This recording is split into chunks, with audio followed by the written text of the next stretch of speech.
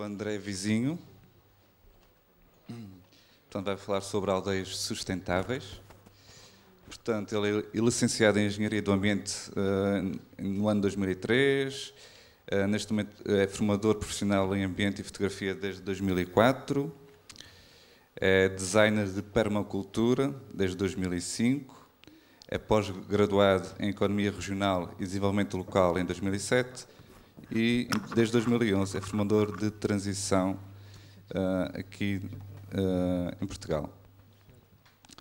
Portanto, vamos ouvir o André. Quero agradecer ao Pedro, que ele cumpriu os 20 minutos na íntegra. Alô? Alô? Alô? Alô? Está quase? Alô? Alô? Sim. Ok. Ok, pode ser. Parece que vou para um combate de boxe. Agora vou beber água e vocês vão me ouvir a deglutir. Peço desculpa.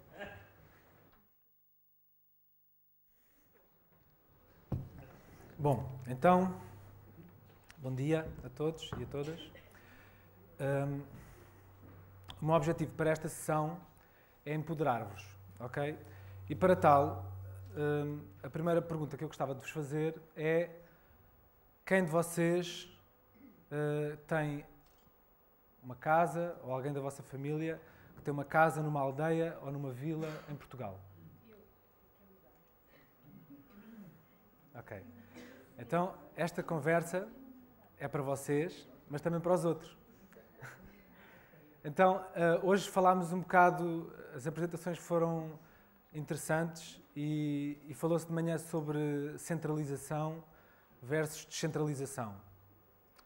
E, claramente, eu sou um adepto da descentralização como forma de encontrar os recursos localmente e utilizá-los da maneira mais eficiente, mas é verdade que existe um problema global, como podem ver nesta imagem, que...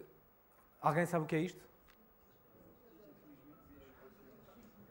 Pronto, isto é o lixo, são todos os satélites que foram emitidos até agora para o espaço, que estão em órbita na Terra. É uma imagem produzida pela Agência Espacial Europeia e que mostra como nós fazemos as coisas e vemos o que é que acontece a seguir. Não é? E isso tem sido o nosso padrão de comportamento até hoje e mostra-nos também que nós temos problemas à escala local, mas temos também problemas à escala global. E lidar com os problemas à escala global é um desafio para quem pensa de uma maneira descentralizada, certo? E esse é o desafio que é mais difícil, apesar de ser esse que ocupa mais as mentes das pessoas. E, portanto, não é bem sobre esse que eu vou falar. Vou falar, apenas brevemente, carreguei no botão errado. Vou falar sobre Portugal. E não sei para que lado é que eu de olhar, porque tenho dois ecrãs. Tenho um ecrã à frente. Com relógio e tudo, isto é um espaço fantástico. Aproveito para agradecer aos organizadores e a quem se deu o espaço. Ora bem,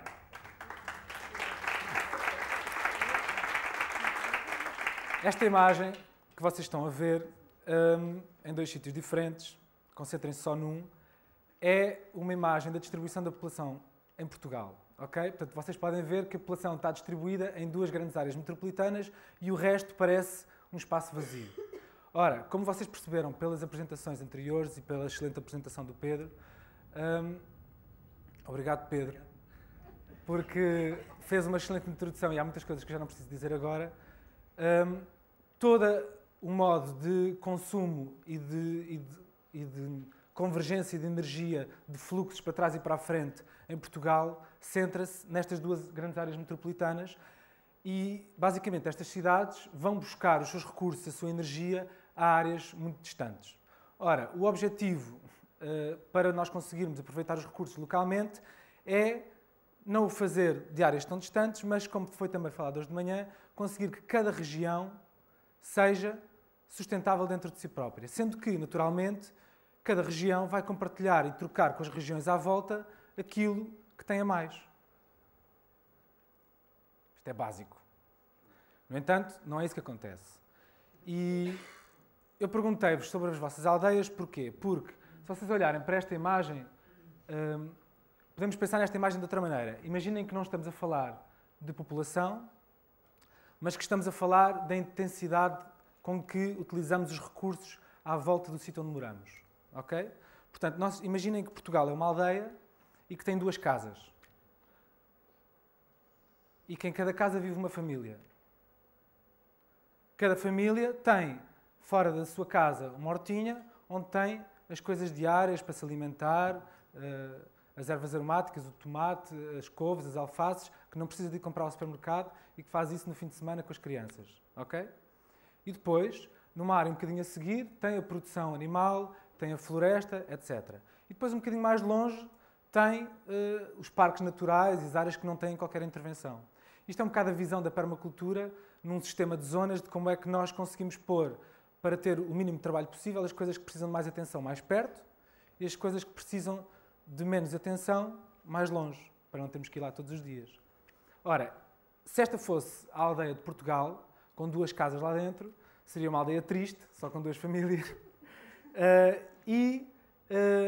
não seria de todo sustentável como ela existe hoje. Ora, o objetivo é nós conseguirmos pôr estas 2 famílias a conversar uma com a outra, a trocarem entre elas e a criarem um sistema de produção que seja que vá ao encontro das necessidades interiores, sociais e económicas da família e que permitam trocar com as famílias ao lado, com as aldeias ao lado e com os países ao lado. Porque também não queremos que Portugal continue na cauda da Europa, esquecido e isolado, como foi no passado. Portanto, aquilo que eu vos vou falar hoje é de todos os erros que nós cometemos no projeto Aldeia das Amoreiras Sustentável. Para quê? Para que vocês sintam que, se não errarem, não aprendem nada. Portanto, o primeiro passo para conseguir fazer alguma coisa de novo e conseguir mudar este sistema e conseguirmos encontrar um equilíbrio numa nova maneira de estar é errar. E foi isso que nós fizemos. E tudo começou assim, com um projeto, com uma missão, com 5 objetivos gerais, com objetivos específicos, com um cronograma, etc. Portanto, o projeto foi pensado em 2009, na Aldeia das Amoreiras, que é uma aldeia no interior do concelho de Odmira, com 160 pessoas. E foi pensado depois de estarmos a trabalhar no Centro de Convergência lá desde 2006. E éramos nós, pessoas de fora da aldeia, e eles, a população. E nós queríamos fazer um centro sustentável e percebemos que as coisas não estavam a andar muito bem. Porquê? Porque nós estávamos a integrar com um sistema que não estava a trabalhar em cooperação connosco. Portanto, nós queríamos fazer mais, queríamos trabalhar a sustentabilidade não só na nossa casa, não só naquilo que nós consumíamos, mas de toda a aldeia. Então pensámos, vamos fazer uma aldeia sustentável. E então começámos a pensar como é que isso se faz e chegámos à conclusão que nem sequer podíamos perguntar às pessoas da Aldeia das Amoreiras o que é ser uma aldeia sustentável. Porque ninguém sabe a palavra sustentável praticamente. Então, aquilo que nós fizemos, isto é uma imagem da Aldeia das Amoreiras, uma visão de nascente para poente. Aquilo que nós fizemos foi perguntar às pessoas da Aldeia das Amoreiras quais são os sonhos que elas têm para a aldeia. E esse foi o ponto de partida para tudo o resto. A Aldeia das Amoreiras, como já vos disse, é uma aldeia de 160 pessoas que sofreu todo aquele processo de migração interna dentro de Portugal, tanto o êxodo rural, todas as pessoas foram ou para a margem sul, para Lisboa, para Almada, ou para Faro à procura de trabalho. A agricultura deixou de funcionar, devido a muitas das coisas que foram faladas hoje, mas também devido até à própria política agrícola comunitária, que faz com que todas as regiões se especializem em produzir apenas um produto ou em produzir em larga escala monoculturas e, portanto, uma região como esta da Aldeia das Amoreiras, que é uma região de mistura entre 3 paisagens, temos o início da Serra do Caldeirão e de Monchique, temos a paisagem da planície alentejana e temos o litoral alentejano, faz com que esta não seja uma boa zona para nós nos especializarmos e produzir apenas uma coisa e depois exportar e dar trabalho para toda a gente. O que significa que permite fazer produções diversificadas, alguma coisa se especializa e vende para fora, que é a cortiça. Caso vocês não saibam, Portugal é o principal produtor de cortiça do mundo e é daqui, da Aldeia das Amoreiras e desta zona toda, que saem os melhores mestres da cortiça. E, aliás, passo já agora a fazer publicidade, só para entreter, de um dos filmes que nós temos aqui, que é um filme sobre como tirar a cortiça, um pequeno documentário que nós fizemos lá na Aldeia das Amoreiras. É giro ver como o conhecimento está localmente e é a partir daí que nós temos que trabalhar. Então foi partindo dessa perspectiva que nós fizemos um open space no Centro de Convergência sobre o que é uma aldeia sustentável, ou a Aldeia das Amoreiras sustentável. E sabem quantas pessoas da aldeia apareceram? 0. Apareceram pessoas de montes de sítios. Mas da Aldeia das Amoreiras não vem ninguém. E, portanto, esse foi o primeiro erro.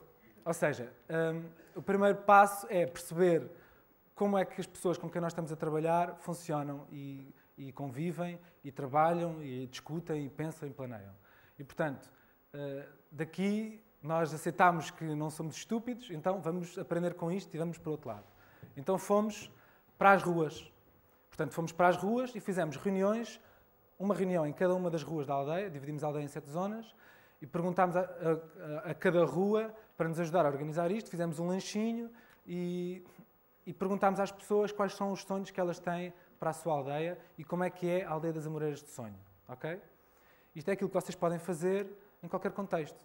E nós fizemos isto e isto sim correu bem. Correu bem, filmámos, também está aqui no DVD, também está na internet. E estas fotografias são exemplos destas reuniões. Em cada uma destas reuniões fizeram-se mapas grandes em que as pessoas desenharam as suas próprias casas e colaram lá fotografias ou objetos e depois fez uma exposição grande.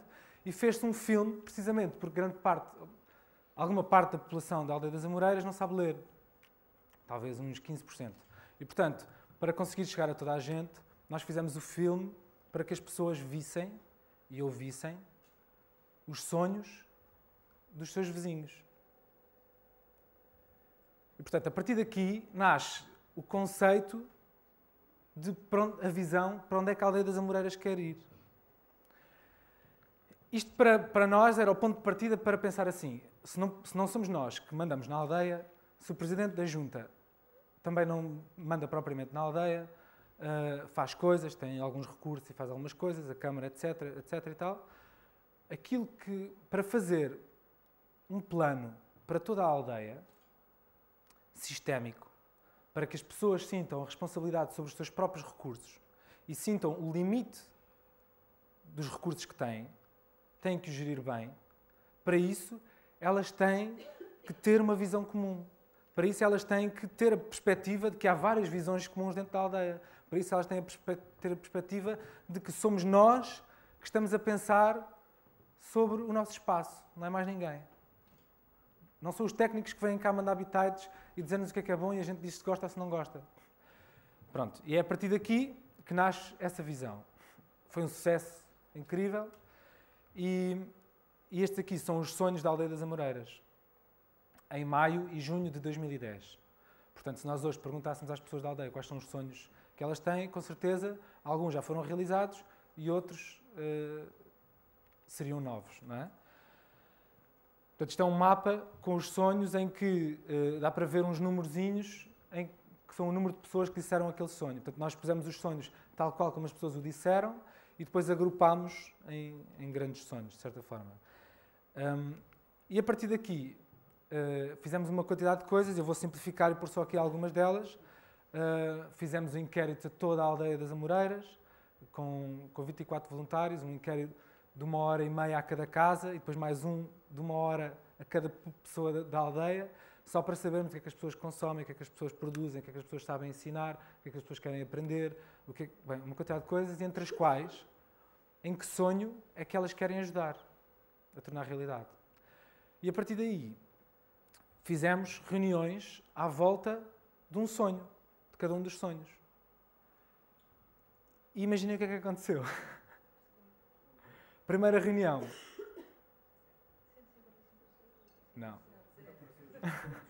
Não, a primeira reunião correu bastante bem. Mas não foram 150 pessoas. Foi uma reunião sobre a saúde e o médico e o enfermeiro e apareceram 20 e tal pessoas. Okay? Portanto, correu bem, mas aquelas pessoas que tinham escrito nos inquéritos que queriam ajudar aquele sonho não apareceram. Apareceram outras. Ou apareceram algumas dessas, mas outras. portanto, o processo, claramente, não pode ser feito como nós pensávamos. A seguir, começámos a organizar mais reuniões. Estes são alguns exemplos dos pósteres que nós fizemos, estão em baixo. Fizemos muitas reuniões, muitos pósteres. Decidíamos, nós tivemos, vocês podem ver, vou tentar acertar aqui no botão. Ok, estas duas pessoas são duas facilitadoras, portanto nós convidámos duas pessoas de fora da aldeia, que não éramos nós e que não faziam parte do nosso grupo, para virem moderar a reunião, para que as pessoas sintam que o processo é delas e que não é manipulado, nem é um político que lá está, etc. E para elas virem à reunião. E, portanto, as reuniões correram bem, algumas, outras não aparecia ninguém. E não aparecia ninguém porquê? Porque nós punhamos um póster como estes, que vocês estão a ver, marcávamos com as facilitadoras a disponibilidade delas, falávamos com a Comissão de Melhoramentos da Aldeia, dizíamos, olha, o que é que achas desta data para uma reunião e tal? Acho bem, sim, sábado, que horas? É às 3h30. Pronto. E depois nem o Presidente da Comissão aparecia. A primeira coisa que nós sentimos é uma gigante frustração, não é? Ou seja, nós estamos aqui a fazer isto para os outros e os outros não vêm. Portanto, primeira descoberta, não fazer isto para os outros. Fazer isto porque nós queremos fazer. Nós achamos que este é o caminho. Nós queremos fazer isto porque isto é importante para nós. Portanto, o primeiro passo para não se sentir frustrado. E depois, estar completamente aberto a aprender porque é que tudo está a correr mal. E não aceitar, não ver os erros como um erro pessoal, mas ver os erros como algo que nós estamos a fazer mal. Ok? E pronto, basicamente, porque já só tenho 5 minutos e tenho 2 horas ainda de apresentação para fazer, nós mudámos o método e começámos a falar com as pessoas na aldeia, sem ser como técnicos, sem ser com tudo planeado já, e falar com elas, então, e aquele problema? Como é que funciona? Então, aquele sonho, vai-se fazer alguma coisa sobre isso ou não? Pois é, pá, de facto, isso era um sonho da malta, isso era importante fazer e tal. Pois é, pá, então se fizéssemos assim e tal. Pois, tal, coisa, não sei o quê. Resultado, passado um bocado, começam a surgir ideias e só então, a partir de certa altura, é que surge a necessidade de fazer uma reunião para validar essas ideias e conseguir gente para as fazer. E então aí temos reuniões cheias de pessoas em que se junta com a festa de anos de não sei quem e pronto, e é uma grande festa. Isto para dizer o quê? Para dizer que é preciso trabalhar de uma maneira pessoal para este tipo de processo de desenvolvimento local. Ou seja, nós queremos estabelecer uma relação direta de amizade e de confiança com as pessoas e não ter uma agenda escondida nossa que temos que fazer uma quantidade de reuniões porque que candidatámos a financiamento e temos um calendário e, portanto, temos que fazer aquelas reuniões dentro daquele período. Quer dizer, isso destrói a confiança, destrói o processo e o processo deixa de ser das pessoas e passa a ser nosso. Portanto, nós temos que abdicar disso e fazer as coisas como elas têm que ser feitas. E uma das coisas centrais é conseguir resultados concretos do processo de grupo. Se o processo de grupo for uma seca e não levar a lado nenhum, ninguém volta a uma reunião. Pronto. E isto são algumas fotografias que eu pus aqui quando não tinha internet, mas basicamente já se fizeram as propostas para os números das ruas, está-se a fazer o parque infantil, começaram-se a fazer mercados, há consultas de enfermagem gratuitas na aldeia, pronto, há várias coisas que estão a acontecer, há atividades para crianças, etc. Estas duas imagens que estão aqui são 2 exemplos para vos mostrar que eu não vou conseguir falar tudo em 5 minutos. E, portanto, as 2 imagens de baixo são um momento em que a população da aldeia das Amoreiras se juntou para caiar a aldeia. Foi um exemplo perfeito em que recebemos 160 voluntários de fora da aldeia que vieram ajudar a caiar e foram as pessoas da aldeia que coordenaram a caiação. A caiação é o ato de pintar com cal. E, portanto, foram elas que coordenaram os voluntários num misto de parceria total entre Centro de Convergência, Comissão de Melhoramentos da Aldeia e População, e Junta de Freguesia, e a outra associação que veio com as 160 pessoas. E, portanto, o objetivo é, precisamente, destruir os limites entre todas as capelinhas e entidades e etc. e pôr as pessoas a trabalhar em conjunto. Okay? O outro exemplo de cima é um exemplo sobre um outro filme que nós temos aqui, que se chama Alface, que é um documentário de 45 minutos, em que nós fomos perguntar às pessoas da aldeia: o que é que vocês gostam na vossa horta? Um bocado à procura também disto, da felicidade que está por trás das coisas. Por um lado, mostrar às pessoas que vêm de fora, à Aldeia das Amoreiras, para não virem aprender connosco, mas virem aprender com a população. Por outro lado, mostrarmos à população que nós valorizamos aquilo que elas sabem e que elas têm muito para ensinar. Por outro lado, ir à procura dessa magia que nos faz fazer aquilo que nós fazemos e que faz as pessoas manterem-se ali e gostarem de estar ali, apesar de não ganharem muito dinheiro a viver na Aldeia das Amoreiras. Bom, sensibilizar, formar, capacitar, isto são coisas simples que são necessárias fazer para nós conseguirmos pegar naquilo que queremos fazer e fazê-lo. Dou-vos um exemplo. Agora, no próximo fim de semana, vai haver um curso de como fazer uma iniciativa de transição. São ferramentas que nós precisamos de ter para saber facilitar, saber trabalhar com grupo, saber como ter visões positivas em grupo, não só falar sobre os problemas, mas como andar para a frente e trabalhar em grupo. Celebrar, mais uma vez, se os processos de grupo forem uma seca, se forem aborrecidos, se nós fizermos coisas e a seguir formos fazer mais coisas, ficamos cansados e paramos e vamos para a praia e deixamos de trabalhar onde não temos lucro e separamos aquilo que nos dá lucro daquilo que nos dá prazer. Pronto, isto é o nosso site, aldeiasustentável.net. Eu não posso falar muito mais, não é? Quantos minutos é que eu tenho? 1? Então, num minuto, Rede de Cidades, Vilas e Aldeias em Transição. Isto é uma metodologia que nós descobrimos depois de começar e que vimos que é exatamente aquilo que nós estávamos também a tentar fazer e que é a ligação entre fazermos aquilo numa aldeia e toda a gente, em todas as aldeias, estar a mudar o mundo localmente. Ou seja, como é que nós fazemos esta passagem entre aquilo que o Pedro disse, é preciso apoiar os grupos ativistas, é preciso consumir responsavelmente, é preciso consumir produtos locais, é preciso... Ou seja, isto é um bocado confuso, não é? É muita coisa. É preciso mudar o mundo em todo o lado, à escala global. Mas não é certamente com um plano central que nós vamos mandar toda a gente mudar.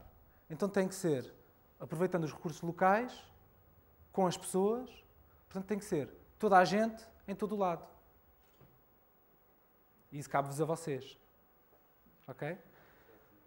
Para terminar, passando à frente isto e acabando aqui, uma espécie de síntese.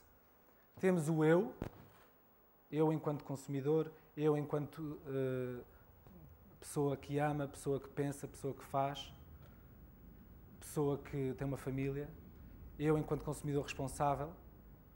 É um lado da ação. Outro lado da ação é o nós que estão à minha volta. Nós, a minha comunidade, a minha aldeia, o meu bairro, o meu prédio. Ok? É para este lado que eu vos estou agora a chamar a atenção.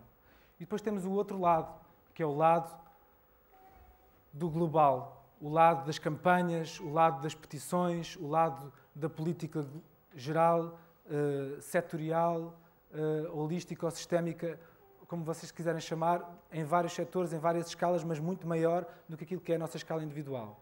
Esse lado também é importante, mas nós temos que estar em todo o lado. E o que acontece hoje é que existe política, toda a gente fala de grandes questões, começa a existir consumo responsável, mas ainda é insuficiente, mas ainda podem fazer por isso e devem, mas localmente, no meio, onde vocês estão, com as pessoas que vocês estão à vossa volta, não estamos a fazer nada.